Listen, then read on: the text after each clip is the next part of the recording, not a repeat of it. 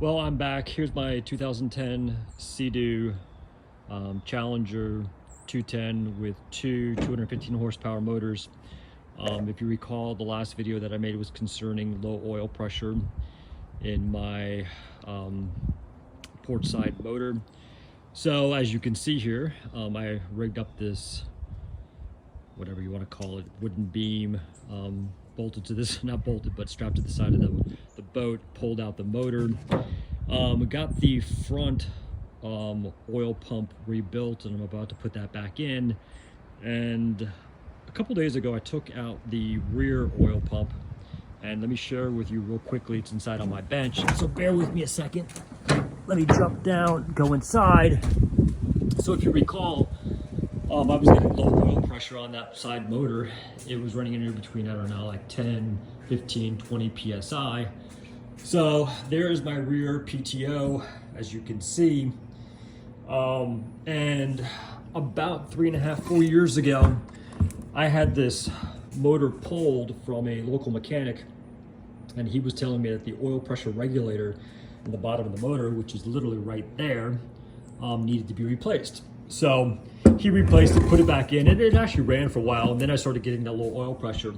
Well, interestingly enough, a couple days ago, when I took this off and I unbolted that low oil pressure, the bolt itself, ironically, well, interestingly enough, I pull it out, there's the two springs, there's the inside of the low oil pressure, which did not want to come out. So I finally was able to get it out, and there's two pieces to this. That's the inner, and this right here is the outer, and that should all be one piece. So as you can see, it cracked while it was inside of the motor. And a few days ago, I decided to buy a brand new PTO housing, completely rebuilt. As inside of here, you can actually see how bad it's scraped from that one piece of metal, because there should actually be, this piece right here should have 4 of these pieces of metal. There's 1, 2, here's the third.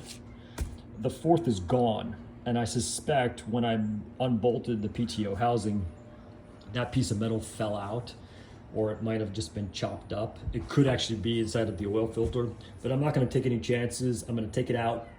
So over the next couple days, I will have this completely rebuilt, put back in the motor, or attached back to the motor, and I'm hoping and I think that should solve my low oil pressure on this boat. If you have any questions or comments, please let me know. Also, there is a gentleman that has created 2 wonderful videos on how to rebuild the front and rear oil pressure with the valve and all the other pieces. Thanks so much, I appreciate it. See ya, bye.